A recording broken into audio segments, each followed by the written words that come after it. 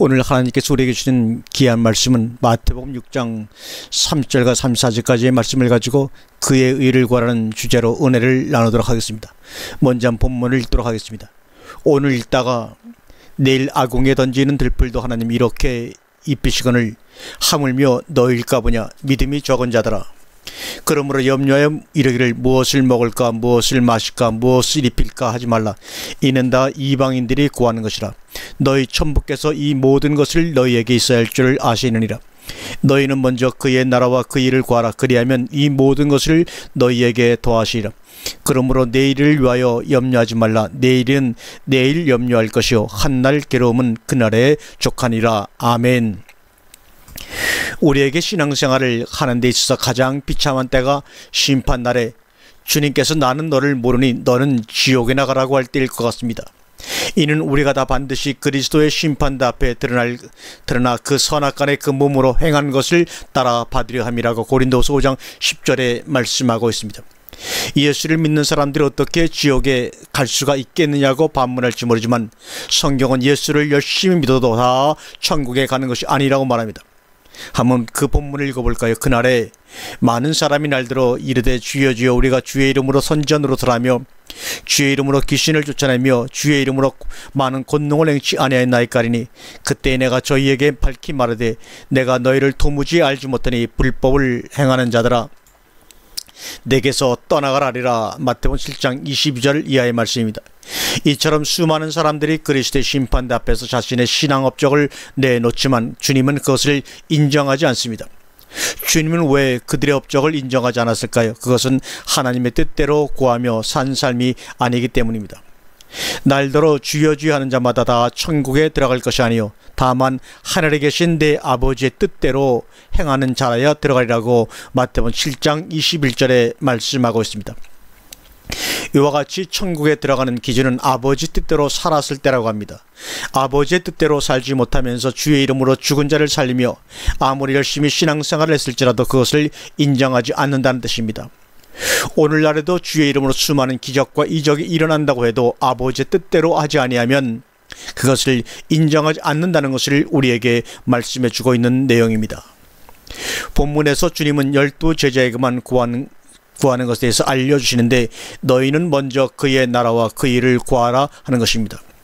이것을 제자들에게 알려주기 전까지 제자들도 무엇을 먹을까 무엇을 마실까 무엇을 입을까 하고 마음에 염려하면서 이방인의 기도를 하고 있었습니다. 이것을 본 주님은 이방인의 기도로는 천국에 들어갈 수 없으므로 이제부터는 주님이 하는 기도로 바꾸어야 한다고 합니다. 만일 주님을 따르는 제자들이라도 기도의 삶이 바뀌지 아니했다면 그들에게도 주님이 구하는 나라에 대한 소망이 없었을 것입니다. 우리는 하나님을 아버지라 부르고 산상수훈을 수없이 읽고 묵상하지만 그의 나라와 그의 의에 대해서 제대로 알고 있는지 스스로 자신에게 물어봐야 합니다. 그의 나라와 그의 의가 내게 현실화되지 못하고 하는 기도는 주님 앞에 가증하며 위선적인 것임을 항상 염두에 두어야 합니다. 이방인이란 내 나라 사람이 아닌 다른 나라 사람입니다. 그 나라에 대한 국적이 없을 뿐만 아니라 주권 행사도 할 수가 없습니다. 하나님의 자녀가 된 우리는 이 세상을 살아가는 동안에 두 국적을 가지고 사는데 대한민국이라는 국적과 또 하나는 하늘나라의 국적입니다. 빌립보 3장 20절에 우리의 시민권은 하늘에 있는지라. 두 국적을 가지고 사는 동안에 나는 과연 어느 나라의 시민으로 살아가고 있느냐 하는 문제가 마음의 정리가 되어야 합니다. 그리고 무엇을 먹을까 마실까 입을까를 염려하면서 살고 있을 때는 하나님의 백성이라도 그는 이방인이요 하나님의 나라에서 주권을 행사할 수 없는 자며 또한 말 못하는 우상에게로 끌려다니는 비참한 삶을 살고 있는 것입니다. 너희도 알거니와 너희가 이방인으로 있을 때 말 못하는 우상에게로 끄는 그대로 끌려갔더니라고 고린도서 12장 2절에 말씀하고 있습니다. 이러한 가운데 있는 하나님의 백성들이 이제는 이방인들에게서 떠나 하나님 나라의 시민으로서 살아야 되는데 그것은 그의 나라와 그의 의가 내게 현실화되었을 때만이 가능한 것입니다. 지금도 밤이나 낮이나 문제를 해결하기 위해 산으로 들러 기도하와 금식을 하러 갑니다. 그러나 자신의 육신적인 문제를 놓고 기도하는 것은 곧 이방인의 기도며 말 못하는 우상에게 끌림을 받는 자인 것입니다. 세상에서 가장 어리석은 사람은 자신에게 주어진 것을 알고도 누리지 못하는 자입니다. 우리의 시민권은 하늘에 있는지라. 빌립보 3장 20절의 말씀입니다. 하나님의 자녀는 하나님 나라에 자신의 시민권이 있습니다. 그러므로 이제는 말 못하는 우상에게서 떠나 내게 주어진 하나님의 나라에 대한 주권을 우리는 찾아야 합니다. 그것은 그의 나라와 그의 의가 하나씩 내게 이루어 갈 때만이 가능합니다. 그러면 첫 번째로 의라고 하는 것은 무엇일까요? 국어사전에서 의를 정의할 때 사람이 행하여야 할 바른 도리, 옳은 행위를 말하며 이것을 행한 사람을 의인이라고 합니다. 이것은 세상법을 기준으로 하는 것이나 이 의인은 수평선을 이룰 수가 없는데, 그것은 그 사람이 도덕적으로 아무 흠이 없고 선을 많이 베풀었다고 할지라도 그 선이 상대방에게는 도리어 악한 것이 되는 경우도 있기 때문입니다. 그러므로 주님께서는 제자들에게 너희는 먼저 그의 나라와 그의 의를 구하라고 한 그의 의가 세상에서 정의하는 도덕적 기준의 것인지 아니면 그 이상의 것을 포함하고 있는지 우리는 바로 알아야 합니다. 만약 주님이 말씀하신 그의 의가 도덕적인 것이었다면 그 당시 도덕적으로 의로운 사람이 많이 있었으므로 그들에게 가르침을 받아도 되는데 구태여 주님께서 오셔서 그의 의를 구하러 갈 필요가 있었을까요? 그러므로 우리는 성경을 통하여 주님이 말씀하신 의에 대하여 올바로 알아야 합니다. 성경에는 의를 크게 네 가지로 정의합니다. 첫 번째, 하나님의 의. 두 번째, 주님의 의. 세 번째, 자신의 의. 네 번째, 율법의 의로 구분하고 있습니다. 좀 더 함축적으로 나눈다면 하나님의 의와 사람의 의로 나눌 수가 있습니다. 로마서 10장 2절에 내가 증거하노니 저희가 하나님께 열심히 있으나 지식을 쫓는 것이 아니라 하나님의 의를 모르고 자기의 의를 세우려고 힘써 하나님의 의를 복종치 아니하였느니라고 말합니다. 성경은 의를 도덕적 기준의 것이 아닌 살아있는 존재로 말합니다. 이제는 율법에 하나님의 한 의가 나타났으니 율법과 선지자들에게 증거를 받은 것이라고 로마 3장 21절에 말합니다. 하나님의 한 이는 구약시대로부터 율법과 선지자들에게 증거받은 예수 그리스도를 말씀합니다. 곧 예수 그리스도를 믿음으로 말미암아 모든 믿는 자에게 미치는 하나님의 은이 차별이 없느니라고 로마 3장 22절에 말씀하고 있지 않습니까? 이 은은 아담의 범죄로 말미암아 파괴되는 하나님의 형상을 원상복귀시켜주며 백성의 죄를 사하여 죄가 없는 의로운 사람으로 만들어주는 일을 합니다. 하나님의 의와 자기의 의는 살아있는 사람을 말하는데 2000년 전에 주님 안에는 아버지가 계셨고 나와 아버지는 하나이라고 요한복음 10장 30절에 말씀하고 있죠. 대제사장들과 서기관들과 바리새인들 속에는 사탄의 영이 거하고 있었습니다. 그 말 증거가 바로 요한복음 8장 44절에 너희는 너희 아비 마귀에게서 났으니 너희 아비의 욕심을 너희도 행하고자 하느니라. 주님이 제자들에게 그의 의를 구하라고 한 것은 아버지와 연합된 주님을 구하라는 뜻이며 그 의가 그 일을 너희가 영접하면 죄사함 받고 하나님의 의가 이루어지는 거룩한 자가 된다는 것입니다. 하나님의 의와 자기 의의 차이점은 백성들의 죄를 영원히 사할 수 있는 권세가 있는가 없는가를 보면 알 수가 있습니다. 2000년 전에 주님은 백성들의 죄를 사해주는 공생애를 사였습니다. 마태복음 9장 3절에 보면 침장에 누운 중풍병자를 사람들이 데리고 오거늘 예수께서 저희의 믿음을 보시고 중풍병자에게 이르시되 소자야 안심하라 내 제사함을 받았느니라. 중풍병자의 제사함을 말할 때 그 당시 짐승을 잡아서 하나님께 제사를 드려서 백성들의 죄를 사해주는 레위지폐소한 속한 제사장들은 수없이 많았지만 백성들의 죄를 영원히 사해줄 수 있는 권세는 없었습니다. 그들은 중풍병자의 죄를 사해주고 있는 주님을 향해 말합니다. 어떤 서기관들이 속으로 이르되 이 사람이 참남하도다. 곧 주님의 사역을 부정하는 자들인 것입니다. 이것이 하나님의 의와 자기의 의의 차이점입니다. 또 하나의 의이신 주님은 스스로 의롭다고 인정하는 자들에게 온 것이 아니라 그들로부터 죄인이라고 조롱당하는 자들에게 오셨습니다. 내가 죄인을 부르러 온 것이 아니요 죄인을 부르러 왔노라고 하시니라. 마태복음 9장 13절의 말씀입니다. 그러면 두 번째, 자기의 의의는 무엇일까요? 기독교인들 가운데 가장 어리석은 사람은 자기 혼자 착각 속에서 신앙생활을 하는 사람일 것입니다. 주님이 인정하든 안 하든 자기 스스로 의롭다고 인정하며 사는 사람을 말합니다. 첫 번째, 스스로 의롭다고 인정하는 자들입니다.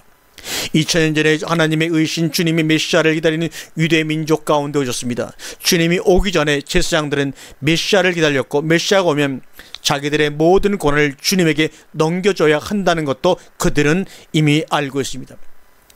또 메시아가 그들을 절망 가운데서 건져내어 어떠한 이상의 나라로 인도할 것이라고 믿으면서 하나님이 보내시는 메시아를 기다린 것입니다. 세월이 흘러 애타게 기다리던 메시아가 그들 앞에 모습을 나타냈을 때에는 메시아이신 주님을 몸으로는 따르지만 마음으로는 멀리하고 자기의 의로 신앙생활을 합니다. 또 자기 기준으로 모든 사람을 대하고 죄인과 의인으로 판단을 합니다. 자기를 의롭다고 믿고 다른 사람을 멸시하는 자들에게 이 비유를 로 말씀하시되, 누가복음 18장 9절이죠. 자기를 의롭다고 스스로 인정하는 자들은 누가복음 17장 20절에 나오는 바리새인들입니다. 바리새인들이 하나님의 나라가 어느 때에 임하나이까라고 당당하게 물어보는 모습입니다. 여기서부터 문장이 시작이 되어 18장까지 연결이 됩니다. 그들을 향해 주님은 너희들은 자기의 의로 하나님을 믿고 있다라고 직접적으로 말씀하시는 것이 아니라 비유로 바리새인과 세리를 등장시켜 말씀합니다. 18절 9절과 10절입니다. 자기를 의롭다고 믿고 다른 사람을 멸시하는 자들에게 이 비유로 말씀하시되, 두 사람이 기도하러 성전에 올라가니 하나는 바리새인이요 하나는 세리라. 하나님의 의와 자기를 성전 안에서 기도하는 사건을 가지고 주님은 말씀하여 주십니다. 바리새인들은 서서 기도하여 가로되, 하나님이여, 나는 다른 사람들과 토색 불이 간음하는 자들 같지 아니하고 이 세리와 같이 아니함을 감사하나이다. 나는 일에 2번씩 금식하고 또 소득의 11조를 드리나이다 하고, 바리새인은 율법을 따라 모든 것을 준행했기 때문에 스스로 의롭다고 인정하면서 하나님께 자랑을 한 것입니다. 자기의 의는 율법을 따라 행하는 것을 말하는데, 율법에는 두 종류의 율법이 있습니다. 내 자신이 마음으로는 하나님의 법을, 육신으로는 죄의 법을 섬기는 이러한 두 종류의 율법이 있다는 것입니다. 하나님의 율법과 죄의 율법이 나오는데, 자기의 일을 행하는 자들은 죄의 율법을 따라 사는 자들입니다. 율법은 하나님께서 시내산에서 모세에게 말씀하신 것으로 돌판에 기록되어 있으며, 이것은 이스라엘 백성들이 가나안 땅에서 하나님의 백성으로 살아가는 데 지켜야 할 규범들입니다. 그러나 신약시대에 와서 주님은 구약의 율법을 다 지켜도 영생을 얻을 수 없다고 마태복음 19장 16절 이하에 말씀하지 않습니까? 어떤 사람이 주님께 와서 가로되, 선한 성태님이여, 내가 무슨 선한 일을 하여야 영생을 얻으리이까? 예수께서 가라사대, 내가 생명에 들어가려면 계명들을 지키라. 그 청년이 가로되, 이 모든 것을 지켰사오니 아직도 무엇이 부족하니까? 하나님께서 이스라엘 백성들에게 준 율법은 영생을 이루는 것이 아니라 자신이 지은 죄를 생각나게 하고 그것을 돌이키는 일만을 합니다. 그러므로 율법의 행위로는 그의 앞에 의롭다 하심을 얻을 육체가 없나니 율법으로는 죄를 깨달음이라고 로마서 3장 20절에 말씀하고 있습니다. 또 율법은 앞으로 나타날 좋은 일의 그림자에 불과하며 사람을 온전케 하지는 못합니다. 율법은 장차 온 좋은 일의 그림자요 참형상이 아니므로 해마다 늘 드리는 바와 같은 제사로는 나오는 자들을 언제든지 온전케 할 수 없느니라고 히브리서 10장 1절에 말씀하고 있어요. 그러므로 율법을 따라 행하는 신앙은 사람들에게 인정받을지는 모르지만 하나님 앞에서는 인정을 받을 수가 없습니다. 그 이유는 율법은 죄를 생각나게 할 뿐 영원의 죄사함을 이룰 수 없기 때문입니다. 또 율법은 사람이 살 동안만 그를 주장을 합니다. 형제들아, 내가 법하는 자들에게 말하노니 너희는 율법이 사람의 살 동안만 그를 주관하는 줄을 알지 못하느냐고 말씀하고 있습니다. 이스라엘 백성들은 구약의 율법을 지키다가 끝내는 다 죽음을 맞이하고 맙니다. 사람이 살아있는 동안에는 구약의 율법을 지킨 것을 자랑하고 사람들에게 많은 인정도 받지만 죽어서는 그 행위를 인정받지 못하는 안타까운 것입니다. 그러므로 구약의 율법인 사망의 법에서 벗어나 생명과 성령의 법 안에 들어가야 죽어서도 나의 행위가 하나님 앞에서 인정을 받게 됩니다. 로마서 8장 2절에 이는 그리스도 예수 안에 있는 생명의 성령의 법이 죄와 사망의 법에서 너를 해방하였음이라고 말씀하고 있습니다. 이스라엘 백성들은 그들을 애굽에서 구원하신 하나님을 믿고 그 말씀대로 사는 것이 아니라 자신의 행위를 가지고 하나님 앞에서 자랑을 할 때 로마서 9장 31절 말씀처럼 의의 법을 쫓아간 이스라엘은 법에 이르지 못하였으니 어찌 그러하뇨.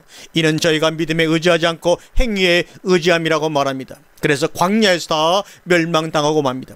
고린도서 10장 5절에도 말씀합니다. 그러나 저희의 다수를 하나님이 기뻐하지 아니하신 거로 저희가 광야에서 멸망을 받았느니라고 반복해서 증언하고 있습니다.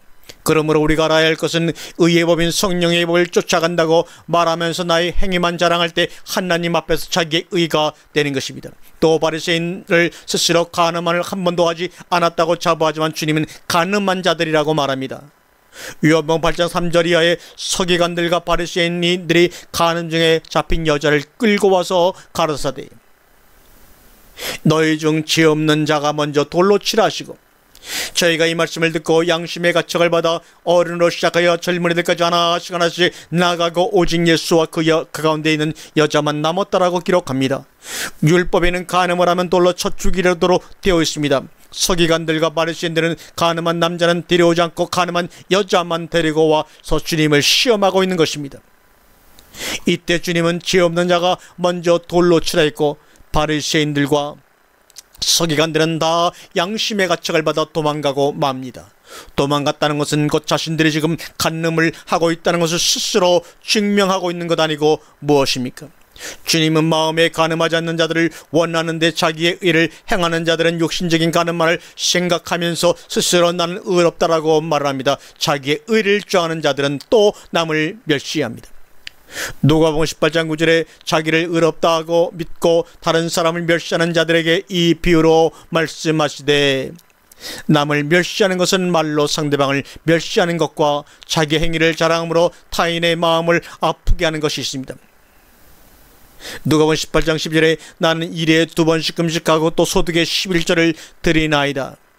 오늘날에도 교회의 성도가 몇 명인 것을 자랑하느냐고 개척교회라는 목회자들의 마음을 아프게 합니다. 성전을 크게 짓느냐고 신경을 쓰면서 성전이 없어 정말로 어렵게 예배를 드리는 작은 교회들의 사람들의 마음들을 아프게 합니다. 우리는 예수 그리스도를 머리와 한 지체들인데 어떻게 한 지체는 형제 자매에게 자기의 행위를 자랑할 수가 있습니까? 또한 한국교회는 많은 교단과 교파로 큰 교회 작은 교회로 나뉘어져 있습니다. 바울은 자기의 의를 따라 살 때는 교단과 교파가 나뉜다고 분명히 고린도전서 1장 11절 이하에 말씀하고 있습니다. 내 형제들아, 근로의 지편으로서 너에게 대한 말이 내게 들리니 곧 너희 가운데 분쟁이 있다는 것이라. 이는 다름이 아니라 나는 바울에게, 나는 아볼로에게, 나는 그리스도에게 속한 것이라는 것이니 그리스도께서 어찌 나뉘었느냐. 이것은 자기의 욕심을 앞세운 자기 의에서 비롯된 것이라고 할 수가 있습니다. 또 나뉘는 것은 성경을 통하여 같은 말과 같은 뜻이 조명되어 있지 않기 때문입니다. 그래서 사도 바울은 다시 한번 권합니다. 형제들아, 내가 우리 주 예수 그리스도의 이름으로 너희를 권하니 다 같은 말을 하고 너희 가운데 분쟁이 없이 같은 마음과 같은 뜻으로 온전히 합하라고 고린도서 1장 10절에 말씀하고 있습니다. 예수님을 따르던 제자들은 같은 말을 했는데 베드로가 11 사도와 같이 소리 높여 가로되 유대인과 예루살렘에 사는 모든 사람들아, 이 일을 너에게 알게 할 것이니 내 말에 귀를 기울이라고 사도행전 2장 14절에 말씀하고 있어요. 그 시기는 오순절 성령의 역사한 때부터입니다. 그들은 예수 그리스도는 십자가에서 죽었다가 다시 살아났으며 다윗왕은 예수 그리스도의 부활을 미리 보았고 부활하신 주님은 다시 만유를 회복하실 것이라고 증거합니다. 오늘날도 오순절 성령을 받고 신앙생활을 한다면 제자들이 말하는 것을 전할 때 오순절 성령을 받은 사람이라 할 수가 있습니다. 오순절 성령을 받으라면서 그 가정에 기령사나 육신의 축복만을 말한다면 그것은 사람의 일을 나타내는 것이요 오순절 성령을 받은 것이 아니라고 할 수가 있습니다. 지금도 오순절 성령을 받고 능력을 받지 할 때 먼저 그 모든 것이 자기 의를 위해서 하는 것인지 아니면 하나님의 의 때문에 하는 것인지 먼저 생각하고 구해야 합니다. 더 나아가 하나님을 아버지라 부르는 자에게 자기의 행위로 마음의 상처를 준다면 그리스도의 희생의 핏값으로 산 은혜를 저버리는 결과가 된다는 것도 염두에 두어야 합니다. 두 번째는 외모로 사람을 판단합니다. 자기의 일을 행하고 사는 자들은 사람을 외모로 판단하고 평가합니다. 화 있을진저 외식하는 서기관들과 바리새인들이여, 너희가 박하와 해양과 근체 11절들의 율법에 더 중한 바 의와 인과 신은 버렸다. 그러나 이것도 행하고 저것도 버리지 말아야 할 것이라고 마태복음 23장 23절에 말씀하고 있습니다. 이들은 물질을 많이 내는 사람에게도 관심을 갖고 그 사람의 신앙의 생태야 어찌됐든 물질만 많이 내면 직분을 주는 일을 서슴지 않고 있습니다. 또 의와 인과 신은 버리고 모든 일을 자기의 취향에 맞게 신앙생활을 합니다. 이것을 보고 주님은 소경된 인도자들이여 하루살이는 걸러내고 약대는 삼키는 도다라고 마태복음 23, 24절에 주님은 말합니다. 야고보는 사람을 외모로 취하는 것이 곧 죄를 짓는 것이라고 말씀하고 있습니다. 만일 너희가 외모로 사람을 취하면 죄를 짓는 것이니 율법이 너희에게 범죄자로 정하리라고 야고보서 2장 9절에 말씀하고 있어요. 우리는 흔히 그 사람의 외적인 학식이나 배경 물질을 보고 더 마음을 주는데 그것은 다 사람을 외모로 보고 판단하기 때문입니다.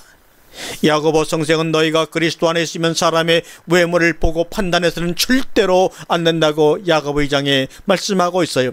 내 형제들아, 영광의 주 곧 예수 그리스도를 믿는 너희는 믿는 믿음은 너희가 받았으니 사람을 외모로 취하지 말라. 또 이르되 너는 거기 섰든지 내 발등 아래 앉으라 하면 너희끼리 서로 구별하며 악한 생각으로 판단하는 자가 되는 것이 아니냐고 말합니다. 지금까지 자기의 의에 대해서 살펴본 결과 모든 신앙의 초점이 자기주의고 일을 할 때에도 사람에게 인정받기 위해서나 이것으로는 하나님의 나라에서 인정받지 못한다는 것을 우리가 알았습니다. 주님이 인정하는 의인은 먼저 자신이 지인인 것을 아는 것입니다. 시리는 멀리서 감히 눈을 들어 하늘을 우러러보지도 못하고 다만 가슴을 치며 가로되 하나님이여 하나님이여 나를 불쌍히 여기소서 나는 죄인이로소이다 했느니라고 누가복음 18장 13절에서 말씀하고 있습니다. 여기서 죄인의 개념은 도덕적 차원의 행위를 뜻하는 것이 아니라 사람 속에 존재하고 있는 사망을 말합니다. 로마서 5장 12절에 이름을 한 사람으로 말미암아 죄가 세상에 들어왔고 죄로 말미암아 사망이 왔나니 이와 같이 모든 사람이 죄를 지었으므로 사망이 모든 사람에게 이르렀느니라고 말하고 있습니다. 세리가 하나님이여 불쌍히 여기옵소서 나는 죄인이로소이다라고 한 것은 사망이란 죄를 가지고 있기 때문에 하나님께로 갈 수 없으니 내 속에 있는 죄를 주님이 처리해 주셔야 합니다라는 철규에 가까운 것입니다. 그 결과 자신 속에 죄가 있는 것을 시인하고 주님의 도움을 요청한 세리를 주님은 의롭다고 인정한 것입니다. 내가 너희에게 이르노니 이 사람이 저보다 의롭다 하심을 받고 집에 내려갔느니라. 무릇 자기를 높이는 자는 낮아지고 자기를 낮추는 자는 높아지리라 하시라고 누가복음 18장 14절에 말씀하고 있습니다. 자기의 모든 것을 다 주었다고 할지라도 자기 속에 있는 죄가 처리되지 않은 상태에서 하는 것은 하나님이 보실 때 악한 것이며 그것을 의롭다고 인정하지 않는다는 뜻입니다. 다메섹 도상에서 빛을 만나기 전에 바울은 사울이었습니다. 사울이란 말은 큰 자란 뜻이며 바울은 작은 자란 뜻입니다. 바울이 사울이었을 때 그의 외모는 완전한 유대인이었고 유대의 율법을 따라 성장한 바리새인이었습니다. 내가 8일 만에 할례를 받고 이스라엘 족속이요 베냐민 지파요 히브리인 중에 히브리인이요 율법으로는 바리새인이요 열심히 있는 교회를 빡하고 율법의 의로는 흠이 없는 자라고 빌립보 3장 5절 6절에 말씀하고 있지 않습니까? 율법의 의로 볼 때 그는 흠잡을 수 없는 의인이요 열심으로는 사람이 감히 흉내도 낼 수 없는 믿음으로 사는 자입니다. 그러나 그 열심은 사람을 살리는 열심이 아니라 예수 그리스도의 부활을 믿는 자들을 죽이는 데 앞장서는 열심입니다. 사울의 주의 제자들을 대하여 여전히 위협하고 살기가 등등하여 대제사장에게 가서 다메섹 여러 회당에 갈 공문을 청하니 이는 만일 그들을 쫓는 사람들을 만나면 물었났냐 하고 결박하여 예루살렘으로 잡아 오려 함이라고 사도행 9장에 말씀하고 있습니다. 그 결과 사울은 스데반 집사를 죽이게 됩니다. 율법의 의인은 아무리 열심히 한다 할지라도 결론은 사람을 죽이는 일밖에 내놓지 못하는 것입니다. 율법의 이루는 흠이 없는 사울이 다메섹 도상에서 빛을 만난 후 큰 자에서 작은 자로 또한 숨기는 자로 변해 옛날에 하던 모든 일들을 배설물처럼 버렸다고 빌립보 7장 9절 이하에 7절 이하에 말씀하고 있어요. 그러나 무엇이든지 내게 유익하던 것을 내가 그리스도 예수를 위하여 다 해로 여길 뿐더러 또한 모든 것을 해로 여김은 내 주 예수 그리스도를 아는 지식의 가장 고상함을 인함이라. 내가 그를 위하여 모든 것을 잊어버리고 배설물로 여김은 그리스도를 얻고 그 안에서 발견되려 함이니 내가 가진 의는 율법에서 난 것이 아니요 오직 그리스도를 믿음으로 말미암은 것이니 곧 믿음은 하나님께로부터 난 이라고 말합니다. 사울이 바울이 된 후 말하는 의는 율법의 의가 아니라 하나님께로부터 나온 의라고 말하며 그 의를 위하여 옛 것을 배설물처럼 여겼다고 합니다. 자기의 의가 쌓여서 하늘에 다다른다 할지라도 자기 속에 죄가 처리되지 않은 의라면 무슨 소용이 있겠습니까? 이 모든 것은 자기의 욕심만 유익을 줄 뿐입니다. 그래서 엘리야는 자신들이 의롭다고 말하는 욥과 그의 세 친구들에게 이렇게 말합니다. 내가 위로운 하나님께 무엇을 드리겠으며 그가 내 손에서 무엇을 받으시겠느냐. 내 약은 너와 같은 사람이나 할 따르며 내 위는 인생이나 유익하게 할 뿐이라고 욥기 35장 7절과 8절에 고백하고 있습니다. 나에게도 신앙생활하는 가운데 나의 몸 때문에 주님이 하지 말라고 하는 것을 하고 있지는 않은지, 또 모든 일을 할 때 하나님의 뜻대로 하고 있는지 자기 자신을 하나님의 말씀의 심판대 위에 올려놓고 스스로 판단을 해야 합니다. 만일 하나님의 뜻을 모르고 자기의 열심으로 모든 것을 한다면 주님은 그를 끝날에 그를 외면할 것입니다. 날들어 주여 주여 하는 자마다 다 천국에 들어갈 것이 아니요 다만 하늘에 계신 내 아버지의 뜻대로 하는 자라야 들어가리라. 사울이 다메섹 도상에서 빛을 만나 바울로 변했듯이 이 시대에도 다메섹 사건이 우리 각자에게 일어나야만 합니다. 다메섹 사건이 자기의 의를 버리고 하나님의 의와 주님의 의가 내게 현실화된 것을 아는 때입니다. 생명의 근원은 외부로부터 오는 것이 아니라 내 안에서부터 시작이 되는 것으로, 그것은 나의 육적인 모든 것이 벼랑 벗어칠 때 볼 수 있고 그것을 찾기 위해서는 많은 고난과 벼랑 끝에까지 가는 시험이 올 수가 있습니다. 생명의 근원은 그냥 얻어지는 것이 아닙니다. 율법의 일을 버리는 희생의 대가가 반드시 있어야 하기 때문입니다. 그러면 하나님의 의라고 하는 것은 무엇인지 이제는 한번 살펴보도록 하겠습니다.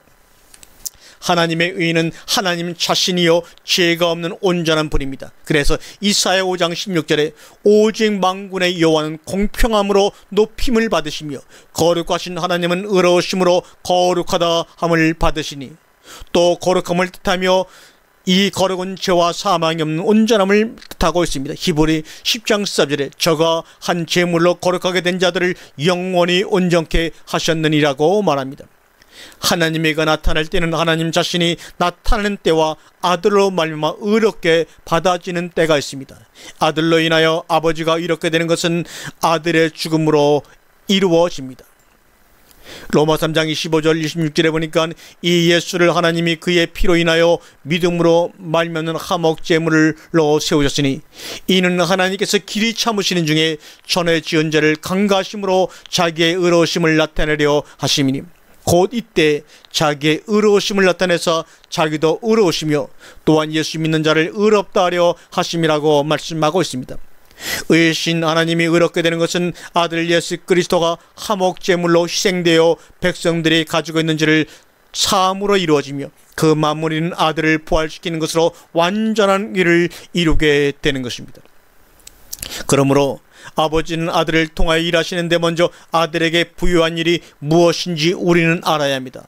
율법이 육신으로 말미암아 연약하여 할 수 없는 그것을 하나님은 하시나니 곧 죄를 인하여 자기 아들을 죄 있는 육신의 모양으로 보내어 육신의 죄를 정하사 육신을 쫓지 않고 그 영을 쫓아 향하는 우리에게 율법의 요구를 이루어지게 하려 하심이라고 말하고 있습니다.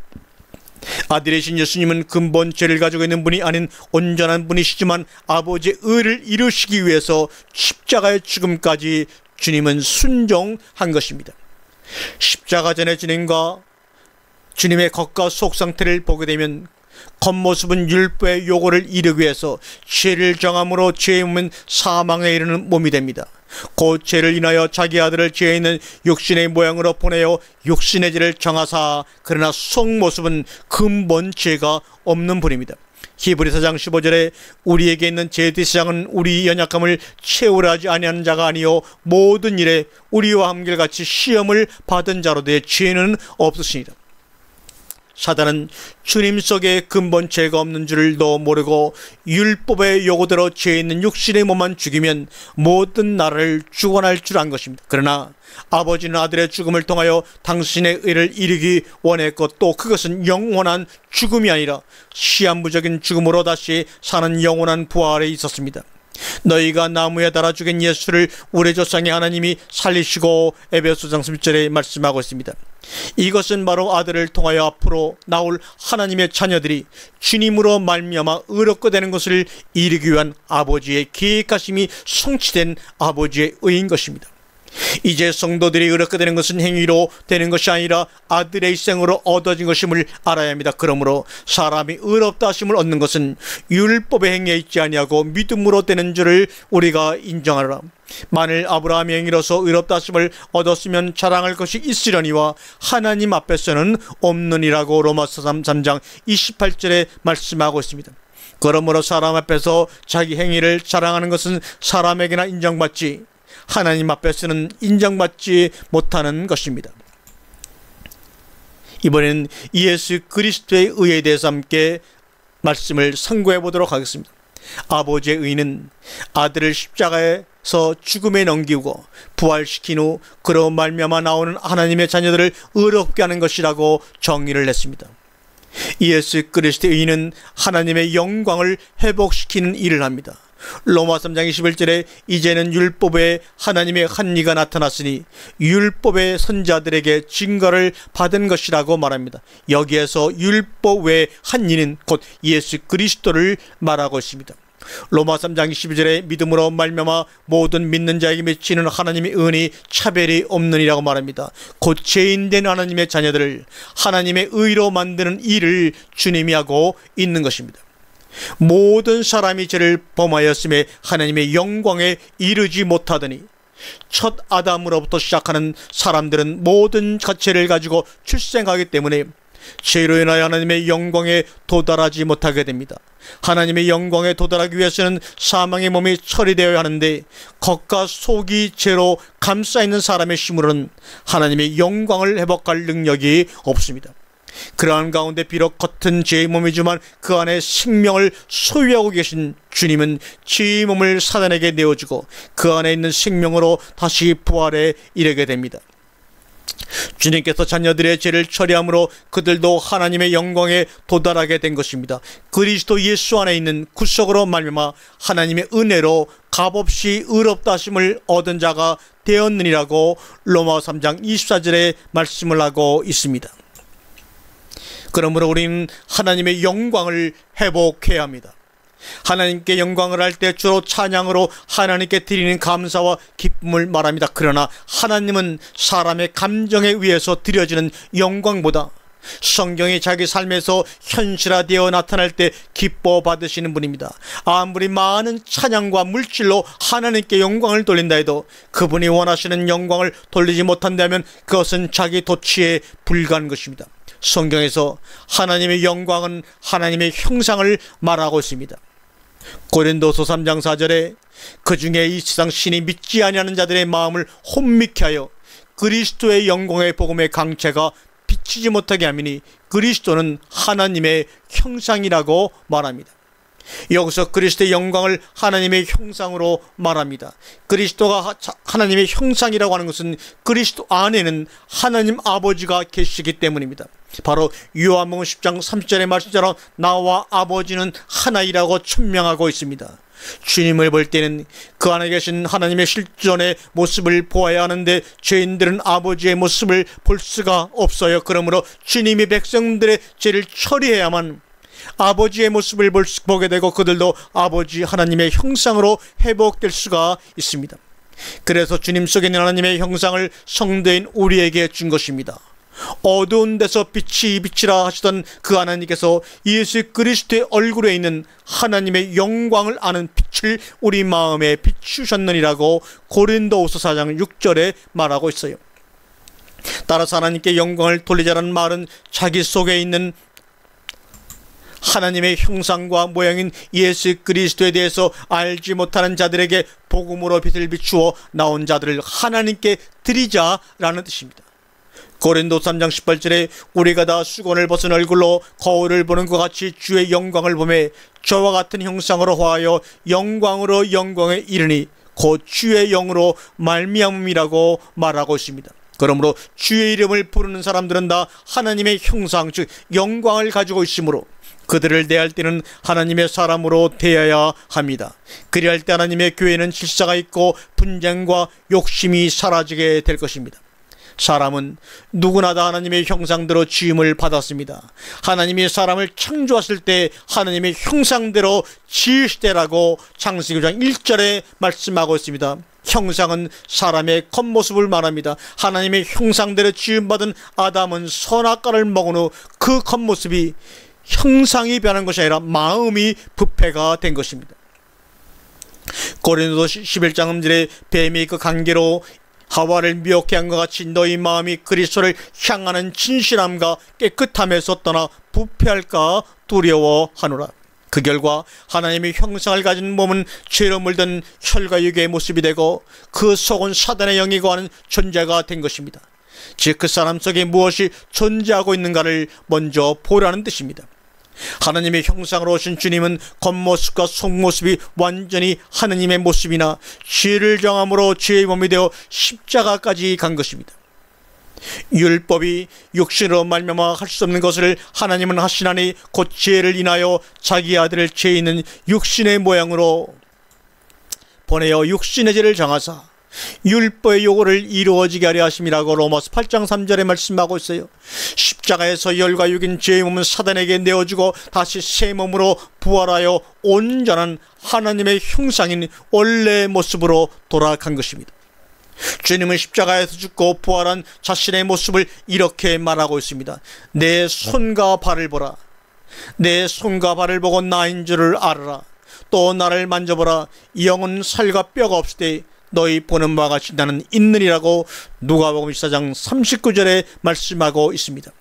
첫 아담의 후손은 죄로 인하여 죽으면 하나님의 형상이 완전히 없어지고 말았지만 주님은 죽고 다시 살아났어도 살과 뼈가 있는 하나님의 형상을 가지고 있습니다. 로마서 8장 23절에 3장 13절에 모든 사람이 죄를 범하였음에 하나님의 영광에 이르지 못하더니 아담의 범죄로 인해 모든 사람은 죄가 있는 하나님의 형상으로 출생하게 됩니다. 그리고 나서 시한부적인 삶을 살다가 죽음으로 끝나게 되므로 하나님의 자녀들이 영원히 살 길이 없습니다. 아버지는 아들을 통하여 자녀들의 죄를 처리하시고 아버지의 형상으로 말미암아 변화시켜 놓습니다. 그리고 예수 그리스도 안에 있는 구속으로 말미암아 하나님의 은혜로 값없이 의롭다 하심을 얻은 자 되었느니라고 로마서 3장 24절에 말씀하고 있습니다. 이것이 바로 그리스도의 의인 것입니다. 우리가 아직 죄인 되었을 때 그리스도께서 우리를 위하여 죽으심으로 하나님께서 우리에게 대한 자기의 사랑을 확증하셨느니라고 로마서 5장 8절에 말씀하고 있어요. 아버지의 사랑은 아들을 통하여 우리에게 나타나게 되었고 우리는 그 사랑을 인하여 끝없이 아버지의 온전한 모습으로 되돌아간 것입니다. 이것이 바로 아버지의 은혜요 변치 않는 영원한 사랑입니다. 이 은혜 하나만 깨달아도 우리는 주님 앞에 할 말이 없고 그분이 인도하는 대로 기쁨으로 따라갈 수밖에 없습니다. 로마서 5장 9절과 10절의 말씀을 읽어봅니다. 그러면 이제 우리가 그 피로 인하여 의롭다 하심을 얻었은즉 더욱 그로 말미암아 진노하심에서 구원을 얻은 것이니 곧 우리가 원수 되었을 때 그 아들의 죽으심으로 말미암아 하나님으로 더불어 화목되었은즉 화목된 자로서 그의 살으심을 위하여 구원을 얻은 것이라고 말하고 있습니다. 하나님으로 더불어 화목되었은즉 곧 하나님 안에 우리가 들어간 것을 의미하며 하나님의 형상이 회복된 것을 말씀합니다. 또 우리가 죄인에서 의인이 된 것을 뜻합니다. 이것을 우리는 기뻐하며 감사해야 합니다. 이뿐 아니라 이제 우리도 화목을 얻게 하신 우리 주 예수 그리스도로 말미암아 하나님 앞에서 또한 즐거워한다고 로마서 5장 11절에 말씀하고 있습니다. 그리스도의 의인은 앞으로 나올 하나님의 자녀들의 죄 때문에 하나님의 형상이 영원히 지속될 수 없는 몸임을 알고 아들이신 주님을 이 땅에 보내사 아버지의 뜻을 따라 자녀들의 죄를 사하고 온전히 하나님 형상으로 회복시킨 것을 말하고 있습니다. 그 결과 죄인인 우리가 그리스도로 말미암아 의인이 된 것입니다. 아버지의 의인은 아들에게 죄를 정해 십자가에 죽게 하고 다시금 부활시킨 것을 말합니다. 이 모든 것이 하나님의 자녀들에게 이루어질 때 연합된 의가 되는 것입니다. 고린도서 5장 21절에 하나님이 죄를 알지도 못하신 자로 우리를 대신하여 죄를 삼으신 것은 우리로 하여금 저희 안에서 하나님의 의가 되게 하려 하심이라고 말씀하고 있습니다. 그러므로 주님께서 제자들에게 그의 나라와 그의 일을 구하라고 하신 것은 주님과 연합된 아버지를 구하라는 뜻이며, 이것이 제자들에게 현실화될 때 죄사함과 동시에 아버지와 주님이 함께한 몸으로 변화가 된다는 뜻입니다.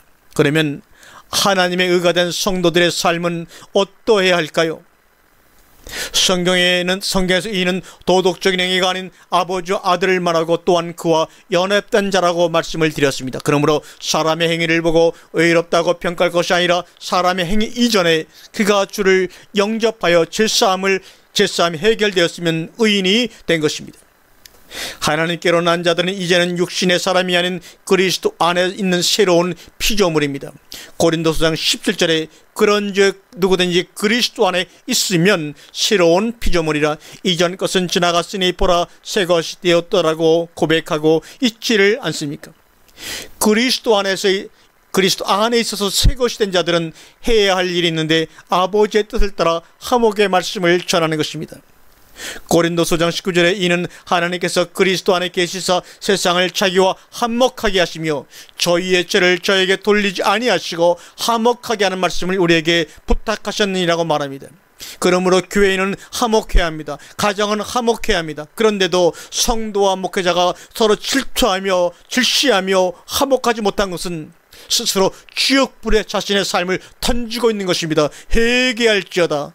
화목을 깨뜨리는 사람은 바로 마귀의 종이요 마귀의 하수인인 것을 분명히 알고 무릎을 꿇고 회개하고 화목해하는 삶을 살아가야 합니다. 하나님께서 하나님의 의가 된 자들에게 화목의 말씀을 부탁하셨는데, 그러면 화목의 말씀이 무엇이겠습니까? 우리가 즐겨 부르는 노래 중에도 예수 안에서 우리 화목된 나라는 복음성도 있습니다. 이것은 다 예수님 안에서 우리는 다 한 형제요 한 자매이므로 서로 화목하게 지내자는 내용입니다. 그러나 하나님께서 원하시는 화목은 죄로 하나님과 멀어져 있는 관계를 복음으로서 하나 되게 하는 것입니다. 에베소서 16절 18절에 또 십자가로 이 둘을 한 몸으로 하나님과 화목하게 하려 하심이라. 원수된 것을 십자가로 소멸하시고 이는 저로 말미암아 우리 둘이 한 성령 안에서 아버지께 나아감을 얻게 하려 하심이라고 말씀하고 있습니다. 주님은 이 땅에 오셔서 죄인들을 말씀으로 깨끗게 하사 하나님과 화목하게 하는 일을 하셨습니다. 그리고 그 일을 우리에게도 부탁하셨습니다. 그러므로 이제 우리는 복음을 전해야 하는데, 우리가 전할 복음의 핵심은 복음으로 하나님과 화목하게 해야 하고 또 주 안에서 한 지체가 되어 약속에 참여하도록 하는 것입니다. 에베소 3장 6절에 이방인들이 복음으로 말미암아 그리스도 예수 안에서 함께 우사가 되고 함께 지체가 되고 함께 약속에 참여하는 자가 됨이라고 분명히 말씀하고 있습니다. 이 복음이 먼저 우리 자신에게 이루어질 때 생명으로 전달될 수가 있습니다. 바울은 다메섹도상에서 빛을 만난 후 자기 속에 이루어진 복음을 전했는데, 그것이 바로 에베소 교회의 서신입니다. 그러나 자기 속에 이루어지지 않은 복음을 전할 때는 자기의 의만 나타낸 것입니다. 베드로서 2장 5절에 화목의 말씀을 믿음의 순혈도 이렇게 전했습니다. 이에 세상을 용서치 아니하시고 오직 의를 전하는 너와 그 7 식구를 보존하시고 경건치 아니한 자들의 세상에 홍수를 내리셨다고 말합니다. 하나님의 아들들과 사람의 딸들이 결혼하는 시대에 노아는 하나님께 은혜를 입은 자이었습니다. 창세기 6장 8절에도 노아는 하나님께 은혜를 입었다라고 분명히 기록되었습니다. 하나님께 은혜를 입은 노아를 의인이며 완전한 자라고 합니다. 노아의 사적은 이러하니라. 노아는 의인이요 당세 완전한 자라. 그가 하나님과 동행하였으며. 창세기 6장 9절의 말씀이죠. 하나님은 노아에게 120년간 방주 짓는 일을 부여하는데 이것을 베드로 외서에서는 의를 전파했다고 합니다. 곧 노아가 방주를 지은 것은 복음을 전파했다는 뜻이라고 성경은 증언하고 있습니다. 만일 노아가 하나님의 뜻을 거절하고 방주를 만들지 아니했다면 그들과 똑같이 물로 심판을 받았을 것입니다. 하나님의 뜻을 따라 방주를 만들었기 때문에 심판 때 방주가 그의 피난처요 안식처가 되었습니다. 방주는 곧 자기를 위해서 만든 결과가 된 것입니다. 오늘날 우리도 그리스도로 말미암아 은혜를 받은 자요 의인된 자들입니다. 노아와 같이 우리에게도 화목의 복음을 전하는 사명이 주어져 있습니다. 이것을 나의 뜻과 생각이 아닌 아버지의 뜻대로 전해야 합니다. 하나님께서 노아에게 방주 짓는 법을 알려주었듯이 우리에게는 성경이 있습니다. 성경을 올바르게 알아서 내게 이루어진 예수 그리스도에 대한 것을 남에게 전해야 합니다. 그것은 바로 자신을 위하고 영원히 사는 길이기 때문입니다. 마치 노아가 방주를 지은 것이 자신을 구한 결과가 된 것 같이 말합니다. 이제는 말씀을 마무리해 봅니다. 너희는 먼저 그의 나라와 그의 일을 구하라 해서 의에 대해 조명한 결과 하나님의 자녀들이 이 땅을 살아가면서 구해야 될 것을 성경을 통하여 정리했습니다. 또 의인이 된 결과 하는 일이 무엇인가에 대해서도 말씀을 드렸습니다. 아직도 하나님의 나라가 현실화되지 않았다면 지금부터라도 그의 나라와 그의 일을 대해서 우리는 간절히 구해야 합니다. 잠언서 2장 1절과 4절의 말씀을 한번 같이 읽겠습니다.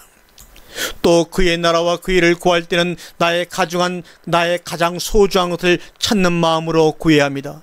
내 아들아, 내가 만일 나의 말을 받으며 나의 계명을 내게 간직하며 내 길을 지혜 기울이며 내 마음을 명철에 두며 지식을 불러 구하며 명철을 얻으려고 소리를 높이며 은을 구하는 것 같이 이것을 구하며 감추인 보배를 찾는 것 같이 그것을 너희가 찾고 찾으면 찾으리라고 말씀합니다.